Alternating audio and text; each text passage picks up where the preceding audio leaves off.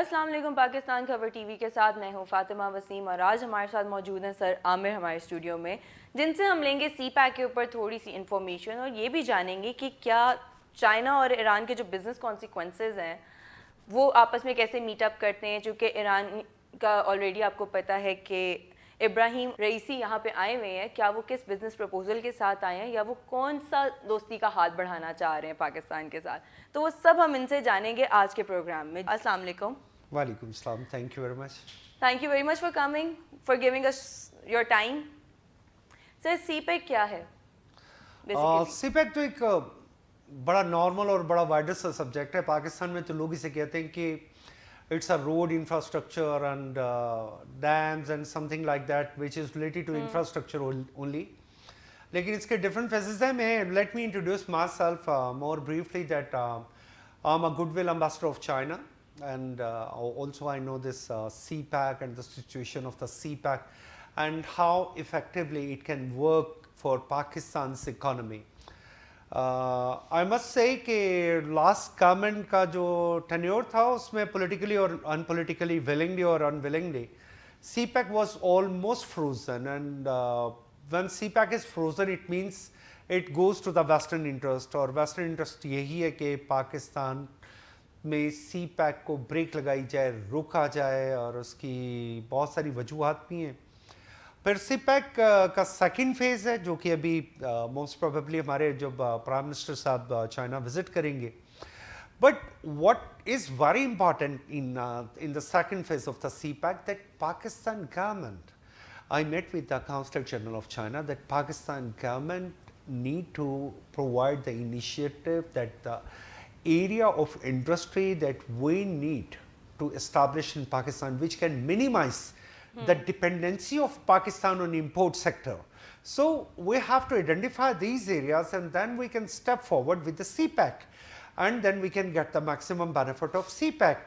ہم یہاں کی لیبر کو کیسے کنزیوم کروا سکتے ہیں, ہم یہاں کی انڈسٹری کو کیسے امپروو کروا سکتے ہیں, how we can start up the joint ventures with our Chinese investors.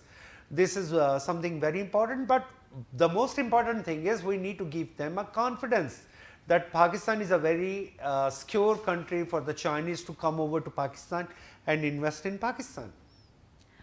Sir, economy and geopolitical, how are they related with the CPEC, اور اس کی وجہ سے ہمیں کون سی consequences face کرنے پڑ رہے ہیں؟ Always this question is one of my favorite questions, because always your geopolitical situation will change your narratives and your national narratives, and also the economy. آپ کے جس ملک کے ساتھ آپ کے فارن ریلیشنس اچھے ہوتے ہیں وہ ملک آپ کے ساتھ ہمیشہ ایک بیٹر اکنامیکل پوزیشن میں ہوتا ہے. لیکن ہم نے کوئی آئی مسٹ سے کہ ہمارے فارن ڈیسک میں لوگ کام کرتے ہوں گے, محنت بھی کرتے ہوں گے, but I cannot see a lot of results. Like ہم نے آج تک افریقہ کو geopolitically and geofinancially ہم نے اس کو ایکسپلور ہی نہیں کیا. ہم نے آج تک دیکھا ہی نہیں ہے کہ افریقہ کی اکانومی $1000 بلین کی امپورٹ کی اکانومی ہے, تو کیا پاکستان اس میں 1% کا بھی شیئر لے لے تو شاید $10 بلین بنتے ہیں, اور ہمارا بجٹ ڈیفیسٹ آلموسٹ بیلنس ہو جاتا ہے. بٹ میرا خیال ہے کہ اس پہ ہم نے بہت زیادہ کام نہیں کیا. جیسے آپ نے ابراہیم صاحب جو آئے ہیں, ابراہیم رئیسی جو ایرانین پرائم منسٹر ہیں, اور ایران اور چائنا کی کیا پولیٹیکل اس وقت سچویشن ہے, ان کی پولیٹیکل کوپریشن کیا ہے, اور چائنا نے کس طرح بہت سے پریشر کو پیچھے چھوڑ کے آگے لے کے آئی ہیں اپنی چائنا اور ایران کے کوپریشن کو. تو اس میں کچھ چیزیں بتانا چاہتا ہوں کہ چائنا اور ایران کے درمیان for next 25 years they have signed up an agreement for the oil.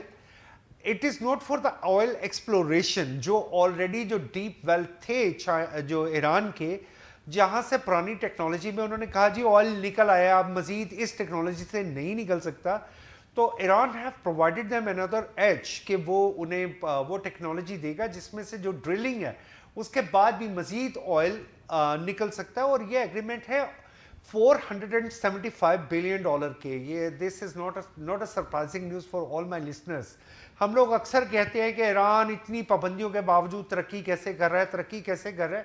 بھائی سوچنے کی بات ہے کہ اگر انہوں نے سالانہ $100 بلین پلس کا صرف آئل ہی ایکسپورٹ کرنا ہے تو وہ پیسے الٹیمیٹلی کسی بھی راستے سے چائنا میں تو آنے ہی ہیں. وہ بھلے بارٹر ٹریڈ کی صورت میں آئے یا وہ سروسز کی صورت میں آئے، وہ کسی بھی صورت میں آئے. So this is one reason why China is still an economical power. اور اب آپ نے جو کویشچن کیا، ایکچولی کویشچن تھوڑا لمبا تھا.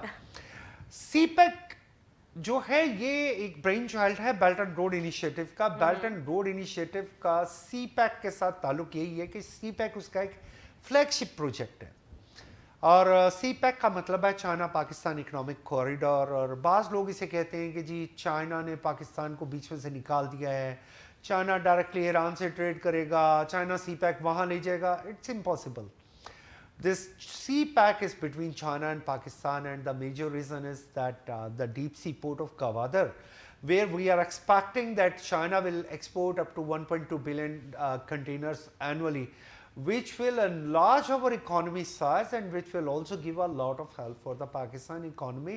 Especially, we will invite the Chinese investors to come over to Pakistan, and then they can find a gateway from Pakistan to export their products not only to the Middle East but also to the Africa, to the Central Europe. So this CPEC is very important not only for Pakistan. Is it going to be a proper game changer? It is a game changer. It is not a proper game changer, but we are not acting in a proper site. The mistake and the problems that lies to our politicians or our decision makers, where they were when the China announced that 2023 we are going to start up with the second phase, and second phase is an industrialization. میں تو سمجھتا ہوں ابھی تک سے جو لوگ آئے ہیں پاکستان میں انڈسٹری لگانے کے لیے چائنیز، ابھی تو ہم انہیں ہی اکوموڈیٹ نہیں کر پائے، تو ہم اس پہ مزید بات کیا کریں گے.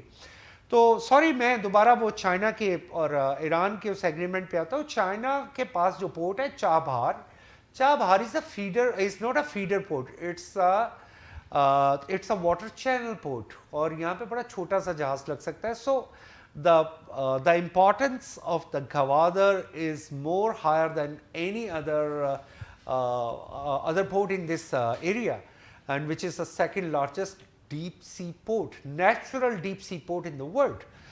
تو ہمیں اس چیز پہ نہیں دیکھنا چاہیے، بلکہ میں یہ سمجھتا ہوں کہ جو اگر پاکستان اور ایران کے درمیان اگر یہ گیس پائپ لائن معاہدہ ہوتا ہے تو ایک ایلیمنٹ بڑا کلیئرلی نظر آ رہا ہے کہ اس میں ساتھ انڈیا بھی شامل ہوگا، کیونکہ India also need this route. اور اگر ہم انڈیا سے ٹرانزٹ کے لیے $1 بلین $2 بلین اینولی کما لیتے ہیں، جو کہ it is expected and it is possible کہ ہم صرف ٹرانزٹ پہ ان سے یہ پیسے کما لیں، تو یہ پیسے تو الٹیمیٹلی پاکستان کی اکانومی میں انجیکٹ ہوں گے. اب لوگ کہتے ہیں نہیں جی انڈیا ہمارا دشمن ہے. بھائی دشمن ہے، سب کچھ ہے، دشمن ہے، میں مانتا ہوں دشمن ہے. ہم کما کیا رہے ہیں؟ What is the benefit we are getting? اگر ہمیں فائدہ ہو رہا ہے تو دشمن کی دشمنی اپنی جگہ پہ ہے. ہمارا کشمیر کا مدعا بالکل اپنی جگہ پہ ہے. میں 370 آرٹیکل کا بہت بڑا مخالف ہوں، میں تو اس پہ بہت کچھ لکھا بھی ہے، لیکن اس سے اگر ہمیں کوئی فائنینشلی بینیفٹ مل سکتا ہے ہمیں ضرور اٹھانا چاہیے. سو سر آپ مجھے ایک بات بتائیں کہ آپ کا ایک ٹاک شو ہوا تھا جس میں ماریا بی نے آپ کی گفتگو سنے بغیر یا سن کے ایک کمنٹ کیا تھا کہ کیا آپ اسرائیل کے ایجنٹ ہیں. So what was that? تھوڑا ہمیں بتائیں گے ذرا بیک گراؤنڈ. یہ آپ نے ایک ٹاپک کو ایک وائڈر بھی کر دیا اور اس کا اینگل بھی چینج کر دیا. ایکچولی میرا ایک پروگرام تھا، ساحل ادیم صاحب، مجھے نہیں پتا تھا کہ وہ کوئی اسکالر ہیں یہ کیا ہیں، لیکن جب وہ میرے ساتھ پروگرام میں بیٹھے تھے تو وہ دین پہ بھی کمنٹس دے رہے تھے، وہ سوشیالوجی پہ بھی کمنٹس دے رہے تھے، وہ اکانومی پہ، وہ اس کے علاوہ وہ ٹیکنالوجی پہ بھی کمنٹس دے رہے تھے. تو میں نے انہیں کہا، میں کہا آپ اگر خود اتنے ذہین ہیں تو آپ کو کسی اور کو مہمان کو بلانے کی ضرورت نہیں ہے. تو وہ ایک پروگرام تھا، تو اس پہ ساحل ادیم صاحب نے مجھے ایک اپنے طور پہ، جب میں سمجھتا ہوں کہ ان کے پاس جواب نہیں تھا، میرا سوال صرف یہ تھا کہ آپ دنیا سے کٹ کے کیسے سروائیو کر سکتے ہیں. کہتے جی آرگینک فوڈ اگائیں، یہ کریں وہ کریں. بالکل آرگینک فوڈ اگائیں. میں نے انہیں کہا تھا کہ آپ نے یہ جو ٹرانسمیٹر لگایا ہے اس میں بھی جو چپ ہے یہ اسرائیل سے ہے. آپ بہتر یہ ہے کہ آپ اپنی ٹیکنالوجی انوینٹ کریں، بجائے اس کے کہ آپ یہ کہیں کہ even that world wide web جو WWW ہے، اس کے اسٹیک ہولڈر بھی جوز ہے. آپ اسی ورلڈ وائڈ ویب کو یوز کر کے ہمارے ساتھ خطاب کرتے ہیں, ہمارے ساتھ پروگرام میں شامل ہوتے ہیں. وائی ناٹ مسلمان اپنی ٹیکنالوجی کو بڑھائیں, اپنی چیزوں کو بڑھائیں. اور میں مس فاطمہ آپ کے اس پروگرام کے توسط سے یہ بات بتانا چاہتا ہوں, اور خاص طور پہ میڈم ماریا بھی, maybe she will be very intellectual, مجھے ان کے بزنس کا زیادہ نہیں پتہ, مجھے تو یہی پتہ ہے کہ کوئی گارمنٹس بیچتی ہیں, یہ اسٹچ گارمنٹس, یا کوئی اس طرح کی کوئی ڈیزائنر ہے, اللہ تعالیٰ انہیں اور ترقی دے. کیا انہوں نے میرا پروگرام دیکھا تھا؟ کیا اس پروگرام کے میرے کس بات پہ ان کے کمنٹس نیگیٹو تھے؟ مجھے یہ بات سن کے بڑی حیرانگی ہوئی کہ انہوں نے میری پکچر کے ساتھ پوسٹیں لگائیں, سوشل میڈیا پہ کمپین کی. میں مس ماریم بھی آپ سے, آپ کبھی مجھ سے فیس ٹو فیس ملیے گا. الحمدللہ ہماری آرگنائزیشن نے فلسطینیوں کی کاز کے لیے $1,00,000 سے زیادہ اکٹھا کیا ہے, جو کہ ہم این جی اوز کے ذریعے جا کے تقسیم کریں گے, اور خود جا کے تقسیم کریں گے وایا ایجپٹ. تو ہم تو کوشش کر رہے ہیں. تو پلیز آپ کی مہربانی ہے, آپ جب یہ کمنٹ دے دیتے ہیں کہ جی یہ مسلمان ہیں یا نہیں ہیں, جیسے مجھے اسرائیل کا ایجنٹ بنا دیا گیا, میرے دل کے اندر اسرائیل کی چپ لگا دی گئی, پھر یہ کہا گیا, کمنٹس ایسے آئے کہ اس کے کپڑے بھی اسرائیل سے ہیں. خدا کا واسطہ ہے, ہم لوگ کسی پہ بھی تہمت لگانے کے لیے, اور خاص طور پہ مذہبی تہمت لگانے کے لیے, جب آپ کے پاس جواب نہیں ہوتا کسی بات کا, تو آپ اس کو ڈی گریڈ کرتے ہیں, آپ اسے اسرائیل کا ایجنٹ بنا دیتے ہیں, امریکہ کا ایجنٹ بنا دیتے ہیں. میں ساحل ادیم صاحب سے ہی پوچھتا ہوں, ان کے پاس تو امریکن پاسپورٹ ہے, وہ امریکہ میں رہتے ہیں, بڑا آسان ہے آپ کے لیے, اپلائی کیجئے, وہاں پہ اسرائیل جائیے. آپ نے کہا تھا میں اسرائیل جاؤں گا, میں ایک اسرائیلی سے بندوق چھینوں گا اور اس کو گولی مار دوں گا. You must go.